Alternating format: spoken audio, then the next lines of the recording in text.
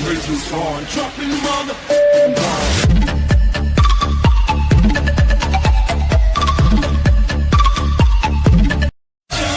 Whistles on, dropping motherfucking bombs.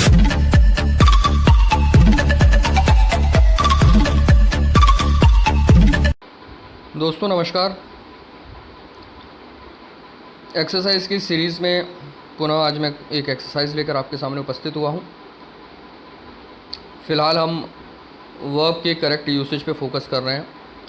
उसी के अंतर्गत एक छोटी सी एक्सरसाइज आज फिर आपके सामने उपस्थित है। Fill in the blanks with the correct form of the verb given. इसमें आपको कुछ सेंटेंसेस दिए गए हैं along with some blank space and you have also been provided with certain words at the end of sentences. सभी sentence के last में आपको कुछ ना कुछ वर्ड दिए हुए हैं। उन सेंटेंसेस को पढ़ के इस शब्द को वहाँ किस तरीके से हम करेक्ट फॉर्म में फ़िट कर सकते हैं, इसके ऊपर आधारित ये एक्सरसाइज। तो अगर आपको बेसिक सेंटेंसेस बनाने आते हैं तो निश्चित रूप से आप इनका करेक्ट आंसर बना पाएंगे, लिख पाएंगे। अन्यथा समझ पाएंगे कि इसको किस तरीके से हमको यूज़ करना चाहिए, क्योंकि वर्ब के हर एक फॉर्म का अपना एक अर्थ होता है। तो चलिए प्रारंभ करते हैं, देखते हैं कि आप में से कितने लोग हैं इसका सही आंसर करते हैं। चूँकि मैंने पहले ही सेंटेंसेस लिख दिए हैं तो आप चाहें तो पहले से अपने नोटबुक में नोट कर सकते हैं कि इसका आंसर आपने क्या सोचा है, और देखते हैं कि जब मैं इसको एक्सप्लेन करता हूँ और जो करेक्ट आंसर बताता हूँ तो वो आपके आंसर से मैच करते हैं अथवा नहीं। अगर नहीं करते हैं मतलब कहीं ना कहीं आपसे कोई भूल हुई है समझने में। तो आपसे अपेक्षा है कि जब मैं इस चीज़ को समझाऊं तो आप समझें कि वो भूल क्या थी, ताकि वो भूल दोबारा ना हो। प्रारंभ करते हैं पहले सेंटेंस से। As you don't have an entry card you dash to enter the hall. अर्थ आप समझ पा रहे हैं। As you don't have an entry card, बहुत सारी जगह ऐसी होती है जहाँ पर हम बिना एंट्री कार्ड के प्रवेश नहीं कर सकते हैं। तो सपोज़ आप भी एक ऐसी जगह पे जा रहे हैं और वहाँ जो गेटमैन है उसने आपको रोक लिया, बोला भैया अपना एंट्री कार्ड दिखाओ। आपने बोला भैया एंट्री कार्ड तो नहीं है। तो उस व्यक्ति ने आपसे ये सेंटेंस बोला, as you don't have an entry card you dash to enter the hall. तो क्या लगता है अलाउ को किस तरीके से यूज़ करेंगे? ये हो जाएगा you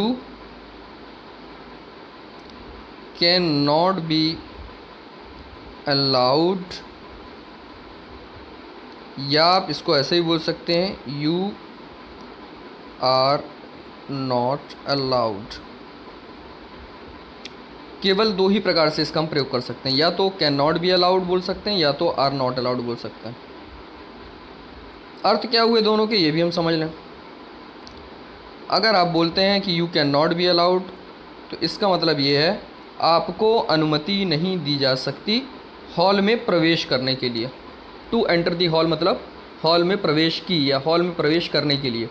you can not be allowed, तुम्हें अनुमति नहीं दी जा सकती।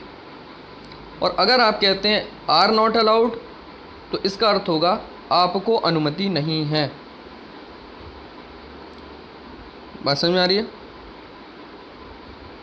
तो केवल ये दो ही प्रकार से इसका प्रयोग यहाँ पर किया जा सकता है, कैन नॉट बी अलाउड और आर नॉट अलाउड। आगे चलते हैं। Due to lack of sufficient time that task dash timely. इसमें हमको कंप्लीट शब्द का प्रयोग करना है। सेंटेंस को ध्यान से पढ़ें, समझें, उसके बाद इसको यूज़ करें तो गलती होने की संभावना कम होती है। Due to lack of sufficient time, समय के अभाव में, दैट टास्क डैश टाइमली। अब कंप्लीट शब्द का प्रयोग करना है तो हम क्या बोलेंगे? वह टास्क समय पर पूरा नहीं किया जा सका या वह कार्य समय पर पूरा नहीं हुआ। ये दो ही प्रकार से हम इसको बना सकते हैं। तो क्या हो जाएगा? That task could not be completed timely, या आप बोलेंगे that task was not completed timely.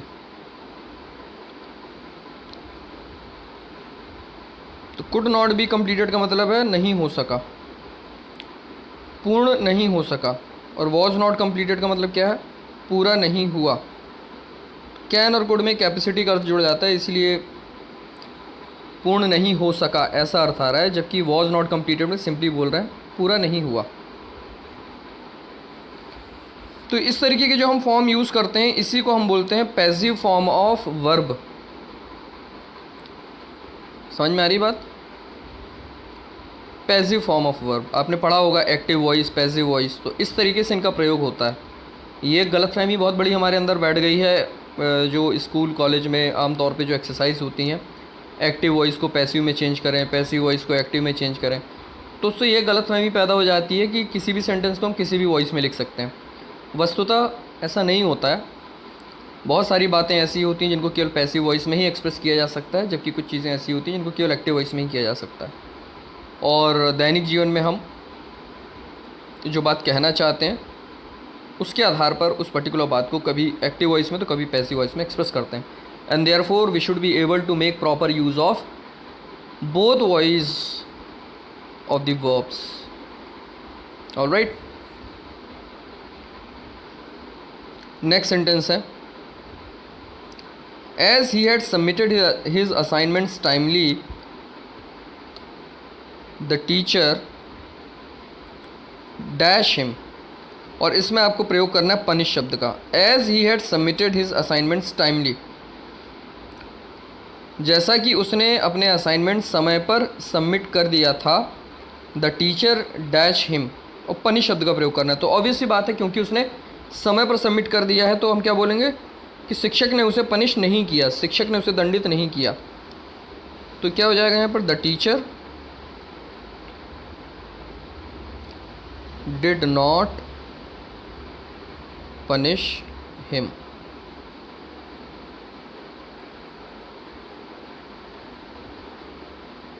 ठीक है,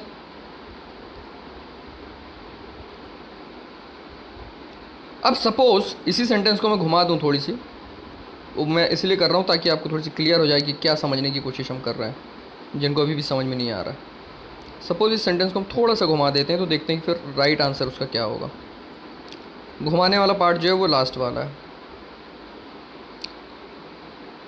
यहाँ पे सिंपल कर देते हैं, ही डैश।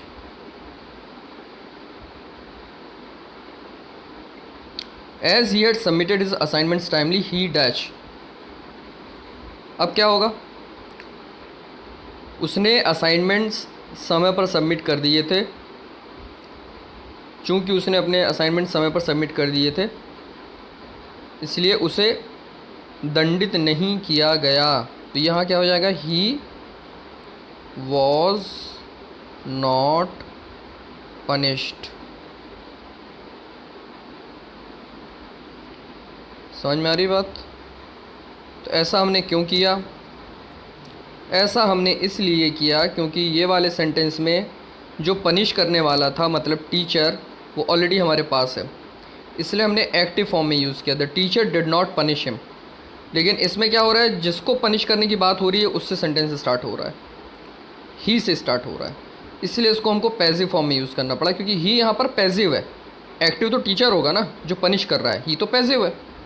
और चूंकि टीचर की यहाँ कहीं कोई बात ही नहीं हो रही है, ही को ही स्टार्ट में कर दिया है, इसलिए इस वर्ब को हमको इस पर आरोपित करना होगा, और इसलिए हम यहाँ पर बोल रहे हैं ही वॉज नॉट पनिश्ड। यद्यपि सामान्यतः देखा जाए तो अर्थ इसमें और इसमें दोनों में एक ही है, अर्थ में विशेष अंतर नहीं है, बट क्योंकि यहाँ पर स्ट्रक्चर ऐसा था कि हमने सब्जेक्ट को यहाँ पे यूज़ किया था द टीचर, इसलिए हमने एक्टिव फॉर्म में वर्ब को यूज़ किया। और यहाँ क्योंकि ऑब्जेक्ट से स्टार्ट किया था, ही से स्टार्ट किया था, इसलिए यहाँ पर हमने पैसिव फॉर्म में यूज़ किया, ही वॉज नॉट पनिश्ड। तो आई होप कि आपको बात कुछ समझ में आ रही होगी। अब चलिए देखते हैं, अगर समझ में आई है तो इसको आप कैसे करते हैं। As he tried to enter the airport he dash to produce his air tickets. आप जब कभी भी किसी भी एयरलाइन से ट्रैवल करेंगे तो जैसे ही आप एयरपोर्ट में एंट्री करने की कोशिश करेंगे तो आप देखेंगे कि आपको डायरेक्ट एंट्री नहीं मिलती है। एंट्री करते समय ही वहाँ पे जो गेटमैन होता है वो आपसे बोलता है भैया अपनी टिकट दिखाइए, क्योंकि एयरपोर्ट में अननेसेसरली भीड़ लगाना अलाउड नहीं होता है। तो उसी पे आधारित एक सेंटेंस है, as he tried to enter the airport, जैसे ही उसने एयरपोर्ट में प्रवेश करने की कोशिश की, he dash to produce his air tickets. आज का मतलब यहाँ पे क्या है, मांगना। उससे बोला गया या उससे मांगा गया कि वो अपनी एयर टिकट प्रोड्यूस करे, दिखाए। तो क्या हो जाएगा, ही, मांगने वाला कोई और था, ही से तो मांगा गया है, तो क्या हो जाएगा, he was asked, he was asked to produce his air tickets. अगर यहाँ पे बात ऐसी होती कि as he try to enter the airport, और यहाँ पे सपोज हम बोल देते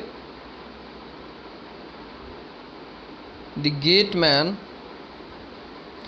dash him to produce his air ticket, तब क्या हो जाता आंसर। अब जिसने मांगा उससे टिकट वो ऑलरेडी यहाँ पर दिया हुआ है, द गेटमैन। तो क्योंकि सब्जेक्ट है इसलिए फिर यहाँ पर हम एक्टिव वॉइस का यूज़ करेंगे। तो क्या हो जाएगा, द गेटमैन, सिंपल यहाँ पे यूज़ करेंगे, आस्क्ड हिम। यहाँ पर वॉज आस्क्ड नहीं आएगा, सिंपल आएगा, the gateman asked him.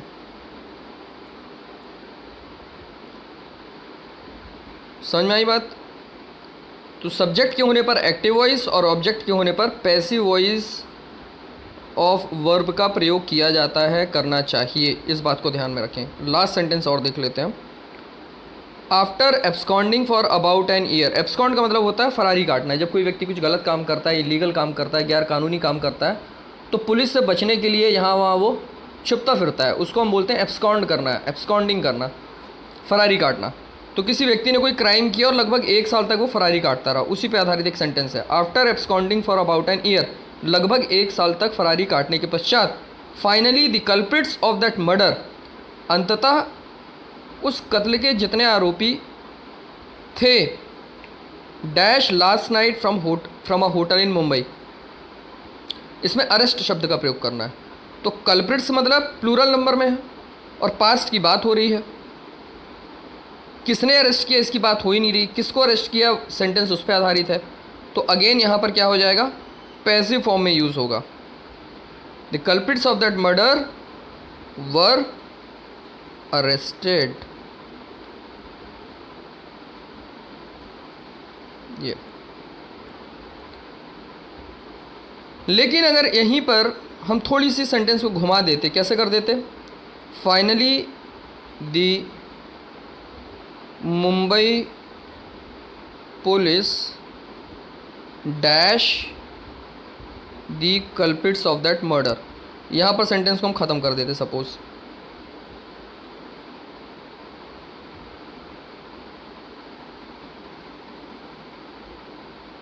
After absconding for about an year, finally the Mumbai police dash the culprits of that murder.